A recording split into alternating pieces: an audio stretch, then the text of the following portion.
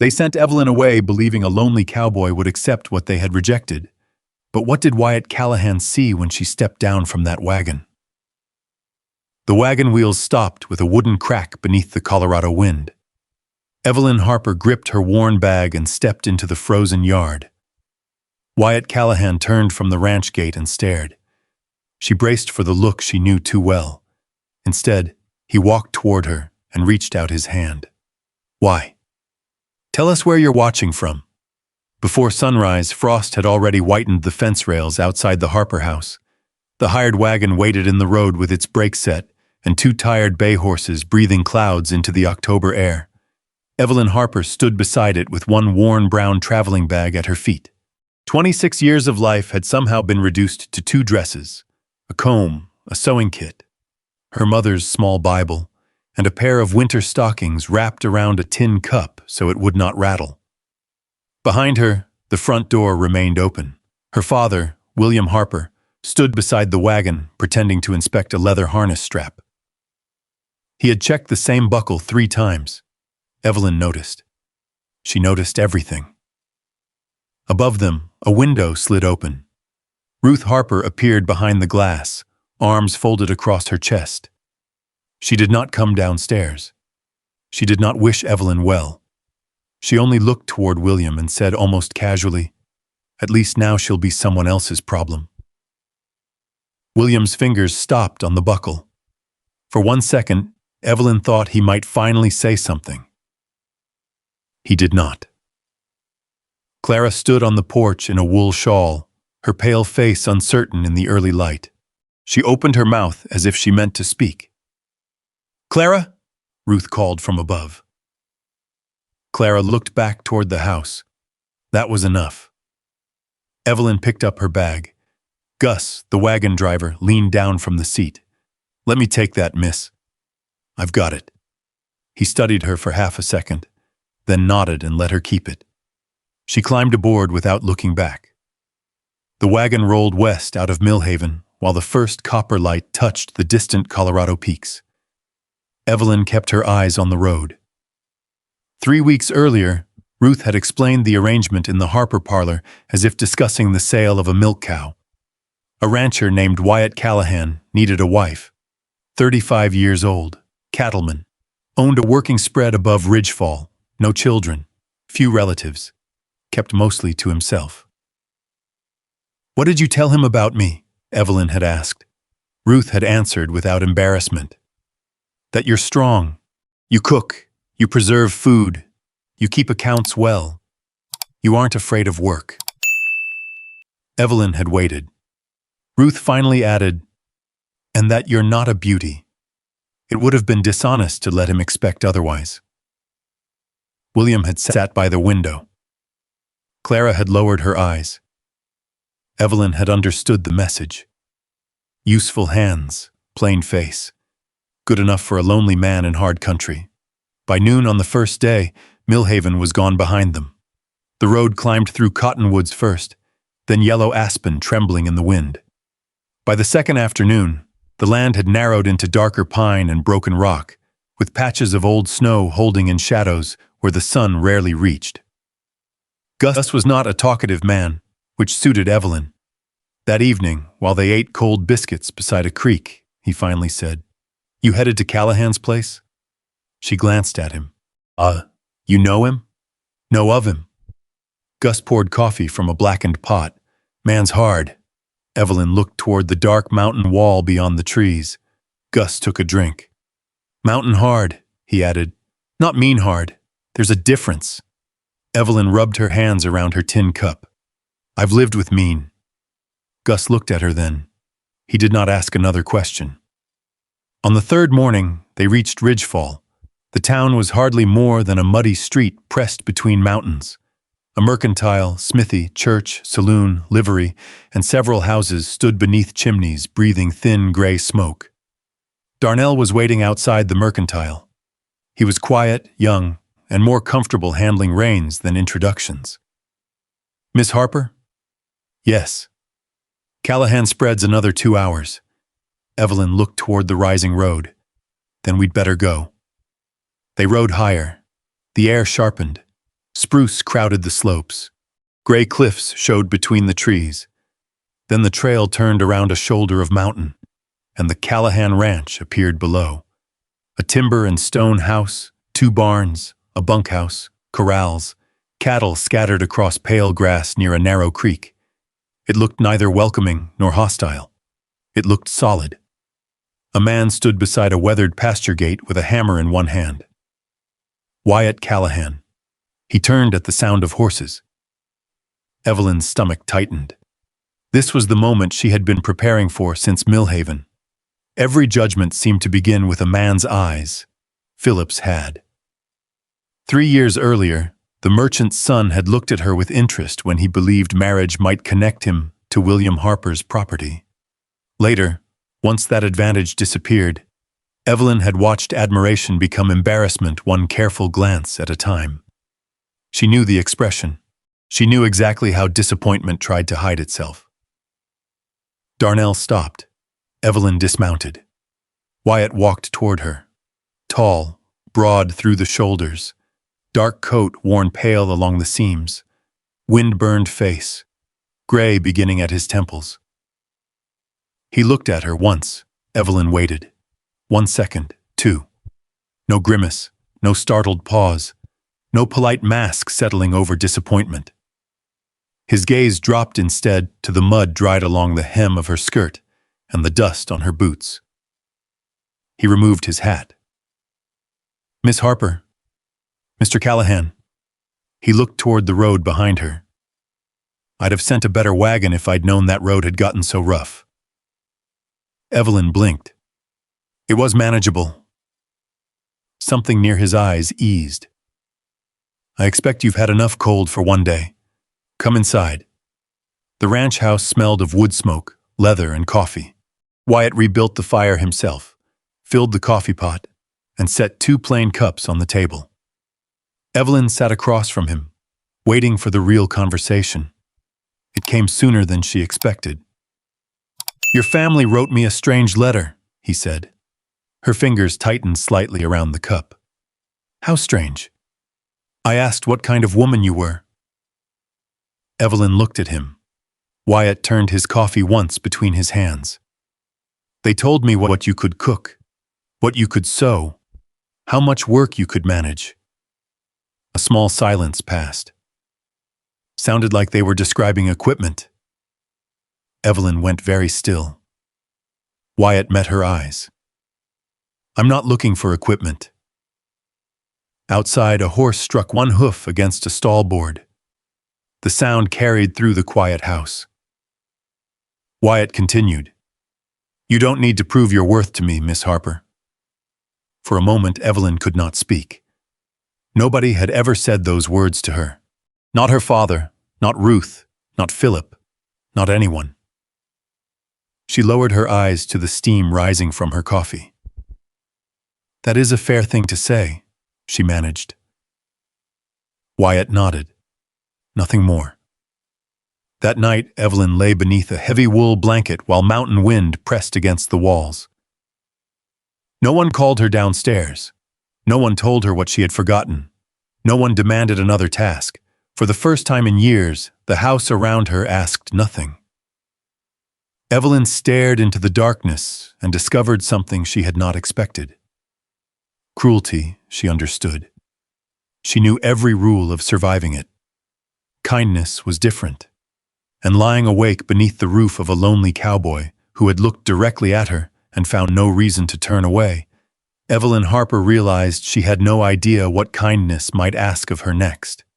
The answer, at first, was nothing. Wyatt knocked before entering any room she was using. He poured his own coffee when he came in before dawn. If Evelyn cooked supper, he thanked her.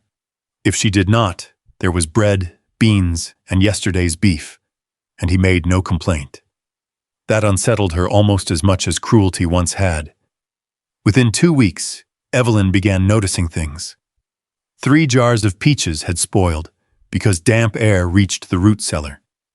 Flour sacks rested against a wall where snowmelt would eventually seep through. The household account book contained purchases without dates. Outside the kitchen window, A strip of protected ground would catch enough spring sun for vegetables. She mentioned the flour first. Wyatt looked toward the cellar door. "What do you think?" Evelyn hesitated. "It's your ranch." "I know." She waited for the rest. There wasn't any. So she told him. By supper, Pete had moved the flour. Darnell repaired the leaking stone joint 2 days later. Wyatt said nothing except, "Good catch." The words stayed with her longer than they should have. Mae Dawson began coming twice a week when winter work grew heavy. She was practical, quick-handed, and had little patience for unnecessary apologies. One afternoon, Evelyn was sorting linen when she said, "I'm sorry, but I think these should be stored upstairs." Mae stopped folding. "You sorry, or you just disagreeing?" Evelyn looked at her. "Disagreeing." Mae returned to the sheet in her hands. "Then say that." Evelyn almost smiled. By November, even Hector had changed. The old foreman entered the kitchen one evening carrying a thick expense ledger beneath his arm. "Boss says you've got better eyes for numbers." He placed it beside her coffee. Evelyn stared at the book after he left. For years, people had praised her work only when they wanted more of it. This felt different. She opened the ledger. 3 nights later, she found the first irregularity, then another.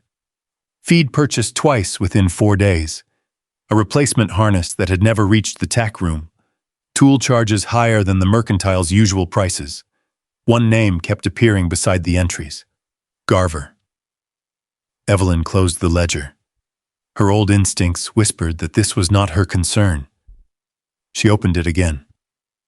Wyatt was repairing a bridle beside the fire when she carried the book into the front room.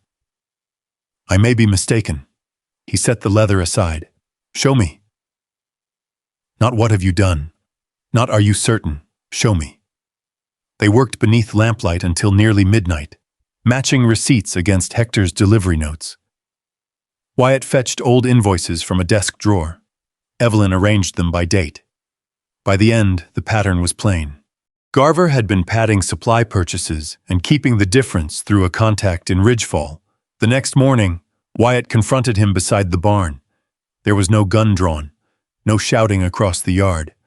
Only the ledger, the receipts, and Hector standing nearby.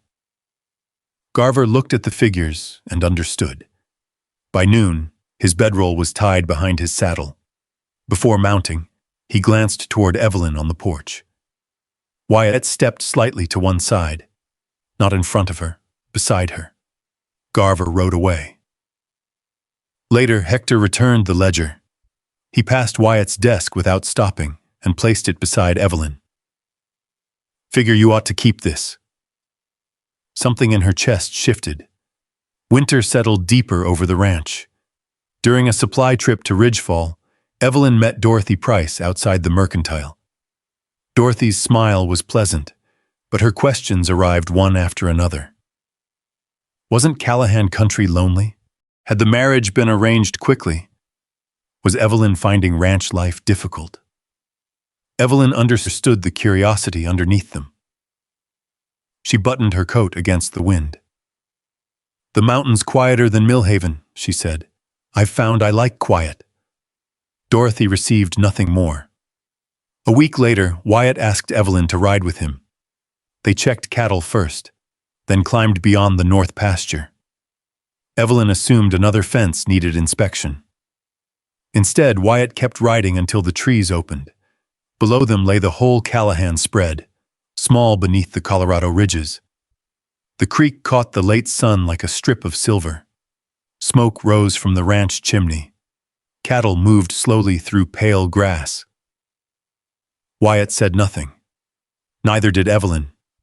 He had brought her there because the view was beautiful. There was no chore attached. That evening, beside the fire, she finally asked about Caroline. Wyatt's hands became still around his coffee cup. "She came here once," he said. "Thought we could make a life of it. What happened?" "She hated the mountain." There was no bitterness in his voice. She knew what kind of life she wanted. Evelyn studied him. "And And you? The fire settled with a soft crack. I decided wanting less was safer. She understood then why he had sought a practical marriage, companionship without expectation, a home without risking too much of himself. Wyatt looked at her across the lamplight. I think I may have been wrong about what I wanted. Evelyn's breath caught, but she did not look away. If this is because I fixed your accounts, or your cellar, or made this place easier to run, then leave things as they are. His expression tightened slightly. She continued, I've spent enough years being worth something only when I'm useful. Wyatt held her gaze. I know the difference. Neither moved. The fire burned lower between them. The following morning, hoofbeats sounded in the frozen yard. Pete came in from Ridgefall carrying a bundle of mail beneath his coat. One envelope bore William Harper's handwriting. Evelyn opened it beside the kitchen window. Her father asked whether she was well. Then came a paragraph about property, Callahan Creek, an old Harper family interest, and a suggestion that Evelyn might persuade Wyatt to discuss the matter now that they were family. She read the final sentence twice. Her fingers began to shake. Because William Harper had known about that creek long before she ever climbed into the wagon for Ridgefall. And for the first time, Evelyn wondered whether her family had sent her away at all. Perhaps they had placed her exactly where they wanted her. She was still standing beside the kitchen window when Wyatt came in. He took one look at her hand gripping the letter and stopped. What happened? Evelyn handed it to him. Wyatt read slowly. When he reached the paragraph about Callahan Creek, his jaw tightened. I know this land, Evelyn said. Father knew about that old transaction years ago. He never called it uncertain. Wyatt folded the letter once. Neither of them needed to say the rest. Ruth had suddenly found a lonely rancher who needed a wife, a rancher who happened to own the land around Callahan Creek. They didn't just send me away, Evelyn said. Wyatt remained quiet. They placed me here. The words hurt worse spoken aloud. Wyatt did not promise to settle anything with a rifle or ride down the mountain demanding answers. He pulled out the chair across from her. What do you want to do? Evelyn looked at him. Not what should he do. What did she want? Answer them. Together they wrote one short letter. We wish the Harper family well. We consider this matter closed. Wyatt signed first. Then he pushed the pen toward Evelyn. She dipped the nib. Evelyn Callahan. For several seconds, she stared at the two names standing together on the paper. 11 days later, Darnell spotted a wagon climbing the mountain road. Evelyn was carrying potatoes from the root cellar when she heard him call. She stepped outside. Ruth sat upright beside William. Clara rode behind them. Evelyn's hands went cold. Ruth climbed down wearing the same pleasant expression she used whenever she wanted witnesses to mistake control for kindness. Evelyn, darling. Evelyn did not move. They gathered in the kitchen. The room where she had learned what quiet could feel like suddenly seemed too small. Ruth spoke about family. William spoke about misunderstandings. Clara stared into her untouched coffee. Evelyn placed William's letter on the table. Tell Wyatt why I'm here. William shifted. Evelyn, this isn't... Tell him. Ruth leaned forward. There is no reason to make this unpleasant. Evelyn turned to her father. Did you know about the creek before you agreed to my marriage? William looked toward the window. Yes. The answer barely rose above the stove's ticking iron. Did you believe being Wyatt's wife would make it easier for you to negotiate?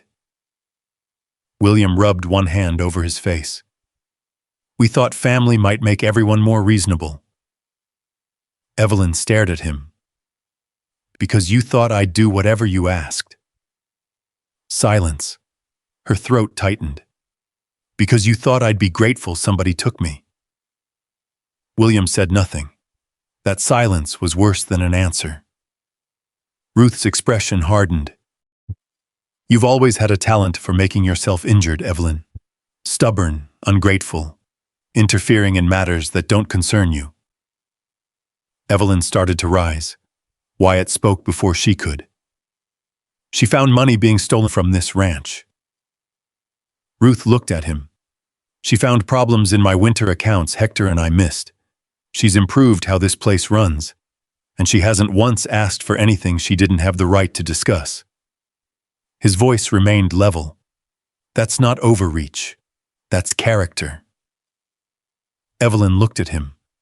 He had not called Ruth names. He had not turned Evelyn into a helpless woman needing defense. He had simply told the truth. Evelyn stood. You were my father before you were Ruth's husband, she said to William.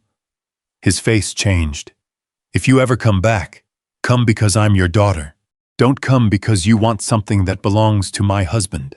She opened the kitchen door. Mountain wind swept into the room. They left. Clara was last. At the wagon, she looked back at Evelyn as if there were words trapped behind her teeth. Then Ruth called her. The wagon disappeared down the road. There was no victory afterward. Evelyn sat at the table while her coffee went cold. Wyatt remained across from her. Finally, she said, I'm angry. Seems reasonable. She almost laughed, but couldn't. After a while, she asked, Why did you stand up for me? Wyatt's hand rested on the table between them. Because what I said was true. Nothing more. His fingers were close enough for Evelyn to touch. She did not. Not yet. Ruth, meanwhile, did not ride straight home. She stopped in Ridgefall. Within days, Dorothy Price had heard that Evelyn supposedly knew about the land dispute before marrying Wyatt. By week's end, the story had reached Garrett Morrison. That mattered. Wyatt had spent 3 years working toward a water agreement with Morrison's neighboring spread. A disputed creek could frighten away any rancher with sense. When Wyatt saddled his horse, Evelyn was already pulling on her gloves. You don't need to come. Yes, I do. Morrison received them in a plain office smelling of tobacco, wool, and stove smoke. He listened to Wyatt, then looked directly at Evelyn. Did you know? No, sir. She told him the whole story. No pleading, no excuses. When she finished, Morrison leaned back. So your husband's got himself a title problem? Evelyn's mouth tightened. No, sir. He's got himself an in-law problem. Morrison stared at her. Then one corner of his mouth moved. The water agreement remained alive. That evening, back at Callahan Ranch, Evelyn hung her travel coat beside the stove. Something crackled inside the pocket seam. She frowned and worked 2 fingers through a loose stitch. A folded paper slipped into her hand. Clara's handwriting. Evelyn opened it beneath the lamp. Ruth has contacted a Denver attorney, Aldous Price. She says she has documents concerning the original Callahan Creek transaction. Evelyn read faster. The final line stopped her. She didn't come to make peace. She came to see what you knew. Wyatt came beside her. Evelyn handed him the letter. Outside, wind moved through the spruce. The family visit had not been Ruth's attack. It had been preparation. By dawn, Wyatt had made his decision. Hector can hold the ranch. Evelyn folded Clara's letter and slipped it into her coat. Then we're going to Denver. Wyatt studied her while she tightened one glove. You afraid? No. She pulled the other glove tight. I'm furious. Something softened in his face. Wyatt lifted one hand and touched her cheek. Barely a moment. His thumb rested against the cold skin near her temple. Then he let his hand fall. Neither spoke of it. They left Callahan Ranch beneath a low, gray sky. The journey south took them through country already surrendering to winter. Ice edged the creek crossings. Wind swept loose snow across the higher road. They slept one night at a stage station where the walls smelled of kerosene and wet wool, then pushed on through pine country the following morning. Evelyn remembered another mountain journey. Then, she had sat in a wagon while other people decided where she belonged. Now Wyatt rode beside her. That difference mattered. Denver struck her with noise. Wagon wheels rattled over hard streets. Telegraph wires crossed above storefronts. Coal smoke hung between buildings. Men hurried through courthouse doors carrying document cases while hotel bells rang somewhere beyond the traffic. Harlan Pruitt kept an office on the second floor above a stationer's shop. He was a lean man with silver spectacles and the habit of reading every page twice before speaking. Clara's letter lay beside William's. Pruitt removed his spectacles. Aldous Price doesn't necessarily need to win the land. Wyatt leaned forward. What does he need? Uncertainty. Pruitt tapped the papers.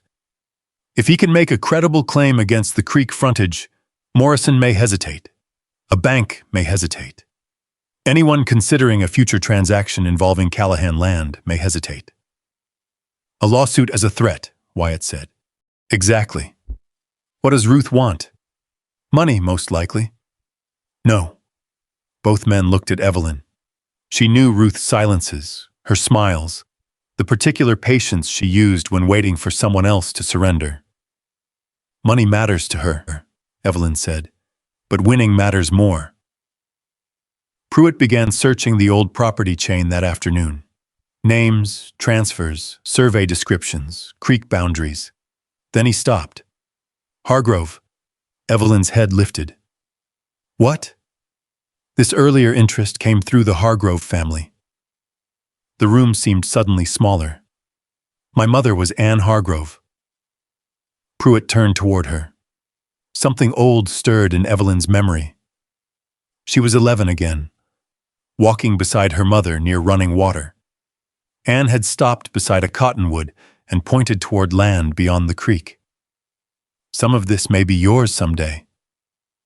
Evelyn had forgotten the exact words that followed. After Anne died, William controlled the papers.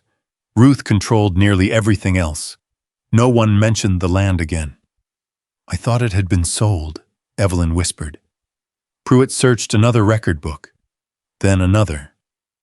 Late in the afternoon, he found the covenant. It did not give Ruth ownership of Callahan Creek. It did not give William ownership either, but it preserved a possible Hargrove descendant's interest. Pruitt looked across his desk. The descendant appears to be you. Evelyn did not move. Wyatt's chair creaked beside her. All those years Ruth had called her burdensome, difficult, useful when there was work to be done. Yet hidden among papers Evelyn had never been allowed to see was something Anne had meant to pass to her. And now Ruth was attempting to use it against Wyatt. That night Evelyn sat beside the window of their Denver hotel room. Street noise drifted upward. A carriage passed below. Wyatt sat across from her without pressing her to speak. Eventually, she did. My mother laughed loudly. Wyatt waited. She knew accounts. Knew land better than Father did. She could work all morning and still make supper feel like the easiest thing she'd done. Evelyn looked down at her hands. She never called me ugly. Her voice broke on the last word. I can remember Ruth saying it 100 different ways, but I'm starting to forget the sound of my mother's voice. Tears came quietly. Wyatt did not tell her to stop. He did not fill the room with promises. He simply stayed. After a long while, Evelyn wiped her cheek. When this is finished, what happens to us? Wyatt knew exactly what she meant. Their marriage had begun with letters, practical needs, and two strangers trying not to expect too much. That explanation no longer fit. I want what we already have, he said. He paused. And then more of it. Evelyn looked at him. So do I. Wyatt extended his hand across the space between their chairs. He did not reach farther. Evelyn looked at that open hand. In Millhaven, people had chosen for her. Ruth had arranged. William had permitted. A wagon had carried her away. This was different. Evelyn placed her hand in Wyatt's. His fingers closed gently around hers. Nothing was demanded afterward. That was why she kept holding on. The next morning, Pruitt entered his office carrying fresh papers. His expression told them enough. Price filed first. Wyatt stood. Can he do that? Pruitt hesitated. Maybe. He handed over the filing. The Hargrove covenant had now been formally asserted against the disputed frontage. Evelyn read the claimant language once, then again. Her eyes narrowed. Wait, Pruitt looked up. Evelyn flattened the document against his desk. They're using my name. Silence settled over the office. She read one particular line a third time. Then she understood. Ruth's entire plan depended upon everyone behaving as though Evelyn were absent, as though she could still be spoken for, as though her inheritance could be handled without her consent. Evelyn slowly raised her eyes to Pruitt. They can't act in my name if I've already acted in my own. And for the first time since William's letter arrived at Callahan Ranch, Evelyn knew exactly how she was going to stop them. Pruitt stared at the filing. Then he reached for a clean sheet of paper. You're right. By afternoon, Evelyn had made her own claim clear. If any Hargrove interest survived, it belonged to Anne Hargrove's lawful descendant, to Evelyn. She gave Ruth and William no authority to bargain with it, transfer it, settle it, or use it against Callahan Ranch. For once, nobody spoke for her. She signed her own name. Pruitt found the final piece several days later. George Aldridge was elderly now, but he remembered the original Callahan transaction. His sworn statement confirmed that the transfer had been knowingly made, and that the surviving covenant had never granted the Harper household independent ownership. Aldous Price understood what that meant. Without Evelyn's cooperation, Ruth had lost her leverage. The hostile action began to collapse quietly. No crowded courtroom, no dramatic verdict. Just documents, signatures, and one scheme running out of places to hide. Wyatt and Evelyn rode home through falling snow. When the Callahan buildings appeared between the spruce, Evelyn slowed her horse. Months earlier, that same country had looked like the far end of exile. Now smoke rising from the stone chimney meant supper. The barn meant Hector complaining about hinges. The bunkhouse meant Pete talking too much. The kitchen window meant May correcting anybody foolish enough to apologize for having an opinion. It meant home. Still, Evelyn refused to celebrate. I want Pruitt's letter. Wyatt glanced over. You don't trust lawyers? I trust paper, he smiled. Fair enough. Deep winter settled over the ranch before that paper came. One morning, Darnell returned from Ridgefall with snow crusted along his coat and a packet of mail tucked inside it. Pruitt's envelope lay among the letters. Evelyn opened it at the kitchen table. The hostile claim had been abandoned. Her Hargrove interest was formally protected in her own name. Morrison's agreement could proceed. She read the last paragraph, then set the letter down. Wyatt stood near the stove. That's it? Evelyn nodded. That's it. The kettle began to whistle. Nothing else happened. No cheering, no grand speech. Wyatt removed the kettle from the stove. Evelyn sat very still. After everything, peace felt almost too quiet to recognize. That evening, they remained at the table after supper. Evelyn turned her coffee cup slowly between her palms. There is something Ruth managed to keep. Wyatt waited. Her voice.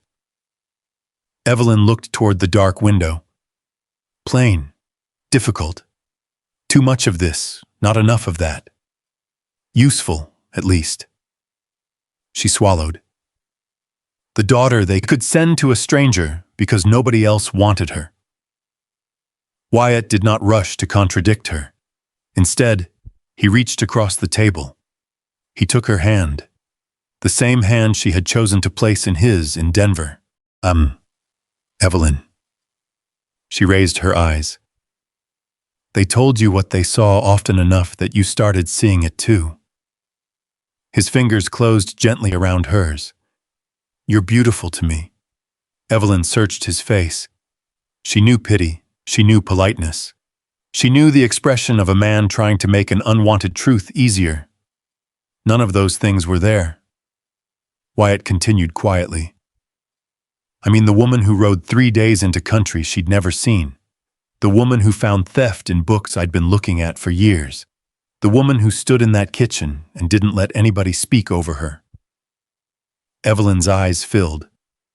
The woman who rode beside me to Morrison, who figured out what Pruitt needed before I did. A faint smile touched his mouth. The woman who's stubborn when she's right, and sometimes when she isn't. Evelyn gave him a look through her tears. Careful. That made him smile properly. Then his expression softened again. All of it, Evelyn. She lowered her eyes to their joined hands. For most of her life, beauty had been treated like a judgment other people were entitled to make. Wyatt offered something different. Recognition. Several nights later, he returned to the matter of their marriage. They stood near the front window while snow slid softly from the roof. We started this because I thought a practical marriage would be enough, he said. Evelyn folded her arms. And? It isn't. She waited. Wyatt looked more nervous than he had facing Garver. I want to choose you. Evelyn let the silence stretch. His brow tightened. Then she said, I've been choosing you since about the 3rd week. Wyatt stared. 3rd? Maybe 4th. You could have mentioned that. I was waiting for you to catch up. His laugh filled the room. Then he stepped closer, slowly enough that she could have moved away. She didn't. Wyatt touched her face with both hands. Evelyn leaned into them. When he kissed her, it was gentle and unhurried. Outside, snow fell over the corrals. By spring, the consequences had become visible. Garrett Morrison signed the water agreement. Hector began bringing supply questions directly to Evelyn. Pete complained that her accounting had made dishonest arithmetic impossible and lazy arithmetic dangerous. May noticed something else. Evelyn no longer apologized before disagreeing. In Ridgefall, Dorothy Price approached her outside the mercantile. Her apology was restrained and awkward. Evelyn accepted it. She did not pretend that made them friends. Clara's letter came in March. She had left the Harper house for a time and gone to stay with relatives. She did not ask forgiveness. She only admitted that watching Ruth use Evelyn's marriage and inheritance had finally taught her that silence was not innocence. Evelyn folded the letter carefully. She would answer someday. Not that day. William wrote too. His apology was imperfect, defensive in places, too late in others. Evelyn kept it, but she no longer mistook his regret for an obligation of her own.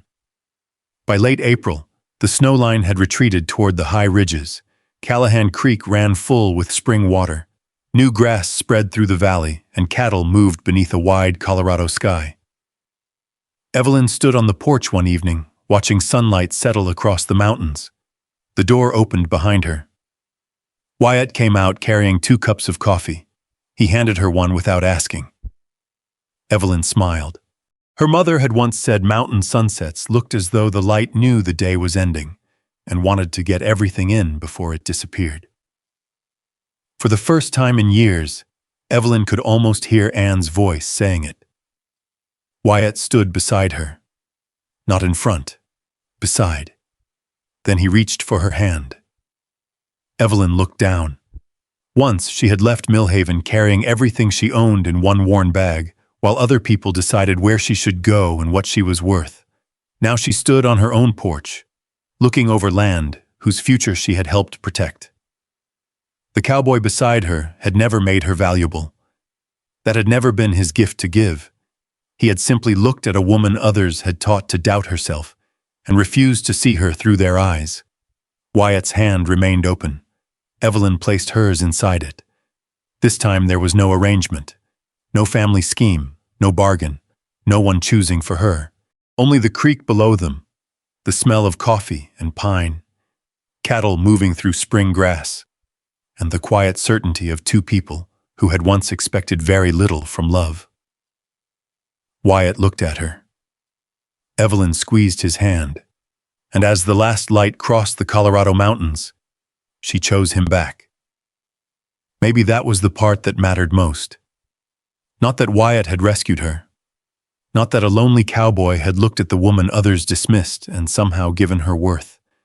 Evelyn had carried that worth with her all along.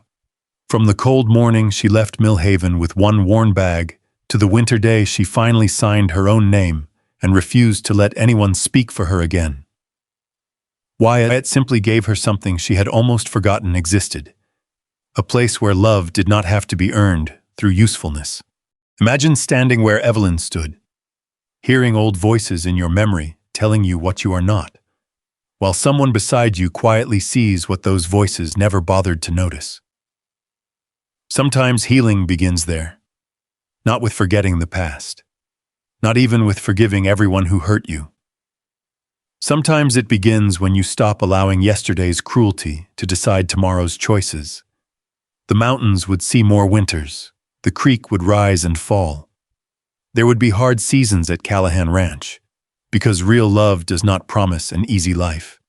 It promises someone willing to stand beside you while you live it. If Evelyn's journey reminded you of a time when you had to choose your own worth, tell us in the comments what stayed with you most. And if stories of love, healing, mystery, and second chances have a place in your heart, you're warmly invited to subscribe. There are more stories waiting beyond the next ridge.